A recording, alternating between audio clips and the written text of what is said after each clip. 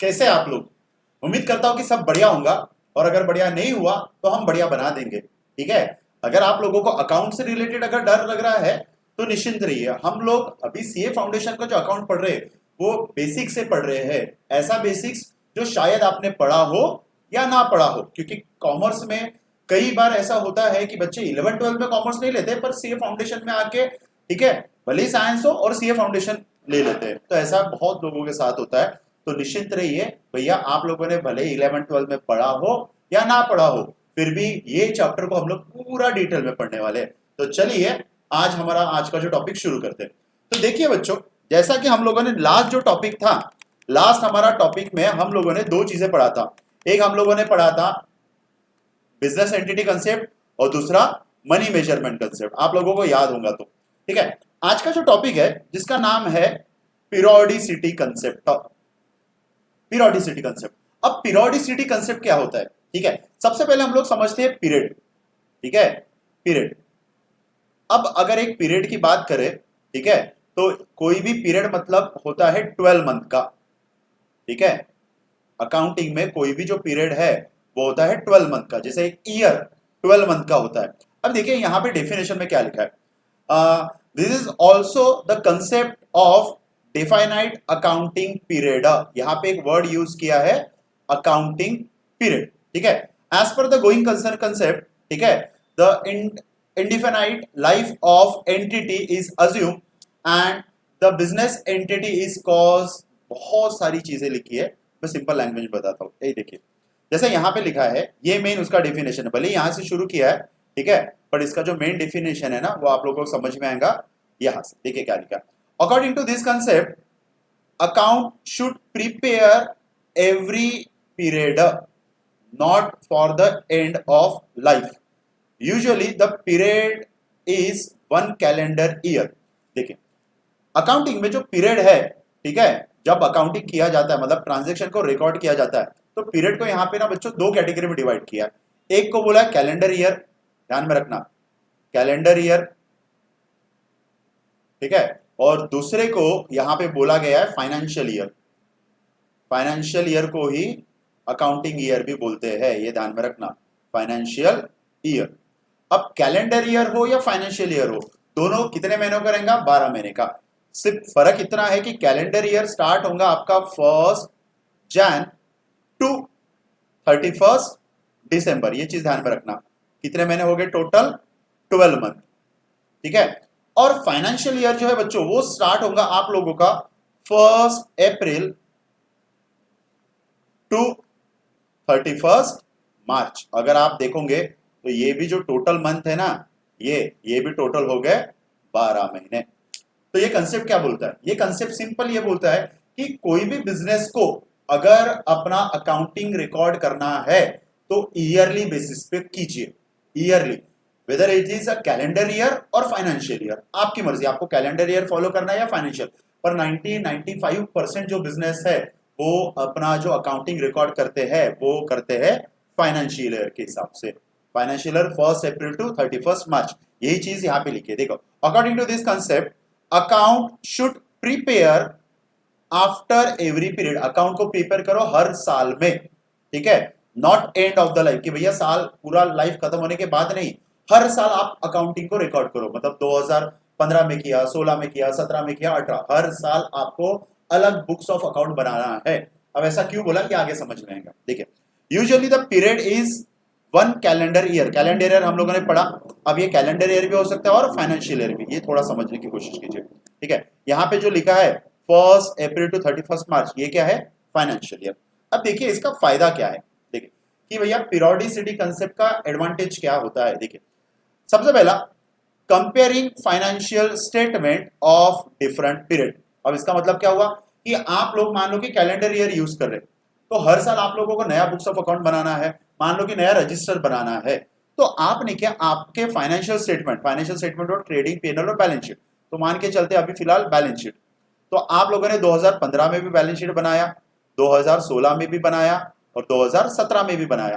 तो यहाँ पे पीरियोडिसिटी कंसेप्ट के हिसाब से होता कैसे कि पीरियोडिसिटी कंसेप्ट आपने यूज किया, मतलब हर साल आप अकाउंटिंग कर रहे, तो आपका जो अकाउंटिंग है, अकाउंटिंग मतलब यहाँ पे जैसा फाइनेंशियल स्टेटमेंट बोला है बैलेंस शीट, हर साल का जो बैलेंस शीट है वो आप कंपेयर कर सकते हो कि भैया मेरा एसिड्स कितना इंक्रीज हुआ, मेरा लाइबिलिटी कितना डिक्रीज हुआ, ये सबसे मेन एडवांटेज है।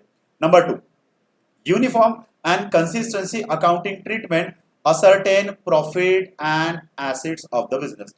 कोई भी बिजनेस करने का दो चीजें हैं, प्रॉफिट पता करना और उसके एसेट्स लाइबिलिटी कितना है ये पता करना। तो आप जब पीरियड के हिसाब से आपका अकाउंटिंग करोगे तो आप आपका एग्जैक्टली प्रॉफिट और आपका एग्जैक्टली एसेट्स पता कर पाओगे, ठीक है, कितना है हर साल का। नेक्स्ट, द मैचिंग पीरियड, ठीक है, revenue with expense getting correct result of business operation. अब ये मैचिंग पीरियड मतलब क्या हुआ कि जैसा ये 2015, 16, 17 इसको हम लोग बोलेंगे मैचिंग पीरियड। तो यहाँ पे आप आपका रेवेन्यू मतलब इनकम और एक्सपेंस को करेक्टली मेजर कर पाओगे, ये मेन चीजें यहाँ पे बोली। तो सिंपल एक शब्द में ध्यान में रखना, पीरियोडिसिटी कंसेप्ट का मतलब है कि भैया अकाउंटिंग जो करना है वो आपको करना है एक पीरियड के हिसाब से, ठीक है, whether it period will be a calendar year और फाइनेंशियल ईयर। चलिए, आई होप सो कि आपको आज का टॉपिक समझाओ। अब हम लोग आगे बढ़ते हैं और दूसरा जो हमारा टॉपिक है जो शायद अकाउंटिंग में सबसे इंपॉर्टेंट टॉपिक में से आता है, जिसको मैं तो बोलूंगा आप लोग स्टार करके रख दो पहले ही, एक्रूअल कंसेप्ट। इंपॉर्टेंट, थोड़ा लंबा चलेगा बट अच्छे से सुनो एक्रूअल कंसेप्ट क्या बोलता है। बाय वे ऑफ डेफिनेशन जाते हैं सबसे पहले। Under the accrual concept the effect of transaction and other event are recognised in the basis when they occur. ठीक है सर, कुछ नहीं समझ में आ रहा, ठीक है चलो आगे बढ़ते, क्या लिखा है और आगे थोड़ा समझने की कोशिश करते हैं। अभी भी समझ में आ रहा कि नहीं आ रहा, नहीं आ रहा तो हम लोग हमारे लैंग्वेज में समझते हैं, ठीक है। व्हेन दे ऑकर, ठीक है, कैश और कैश इक्विवेलेंट इज रिसीव और पेड, ठीक है, they are recorded in accounting, ठीक है, and reported in a financial statement. Sir अभी भी समझ में नहीं आ रहा, क्या बोलना, ठीक है, एक सिंपल लैंग्वेज में समझाओ। देखो ये कंसेप्ट बोलता है दो चीजों के बारे में, ठीक है, मैं आप लोगों को सिंपल लैंग्वेज में समझाता हूं। आप जब परचेस करते हो और आप जब सेल करते हो, तो जब आप परचेस करते हो तो परचेस ना दो टाइप का होता है, ध्यान में रखना। एक होता है कैश परचेस, ठीक है, और दूसरा होता है क्रेडिट परचेस। क्रेडिट परचेस, ठीक है। कैश परचेस का मतलब क्या हुआ, जहां पे आपने कैश तुरंत पे कर दिया, ठीक है, तो कैश परचेस आपका हो गया एक तरीके का एक्सपेंस, ठीक है, एक्सपेंस पेड, पे कर दिया इसलिए पेड। और क्रेडिट परचेस मतलब एक्सपेंस तो है आप लोगों का पर पे किया है क्या, नहीं, इसीलिए इसको बोलेंगे एक्सपेंस पेबल। पेबल को यहां पे आउटस्टैंडिंग भी वर्ड यूज करते हैं। तो ये कंसेप्ट क्या बोलता है पता है कि अगर किसी साल आपने कोई खर्चा पे किया हो या पे करना बाकी हो, इन दोनों को आप अपना टोटल एक्सपेंस कंसीडर करो, ठीक है, टोटल एक्सपेंस। ये चीज समझ में आ रही, ठीक है। क्या बोलता है, पेड और payable should be recorded in the same year as per accrual concept, कि कोई खर्चा पे किया हो या पे करना बाकी हो, उन दोनों को मिलके आप अपना टोटल खर्चा बताओ, ठीक है। यहाँ पे जो इतनी सारी जो चीजें लिखी है ना, यहाँ पे इसमें वही सारी चीजें बताया गया है, ठीक है। और सेल में भी वैसा ही है, ठीक है। अब ये आधा डेफिनेशन हो गया। सेल में भी दो टाइप का सेल, ठीक है, एक हो गया आपका कैश सेल, ठीक है, और दूसरा हो गया आपका क्रेडिट सेल। अब सर ये दोनों में क्या फर्क है, कैश सेल और क्रेडिट सेल में? वही सेम चीज है जैसे परचेस में थी। कैश सेल आपने पे किया, सॉरी आपने सामान दिया और कैश मिल गया, तुरंत पैसा मिल गया, कैश सेल। क्रेडिट सेल मतलब क्या हो गया, उधारी में बेचा।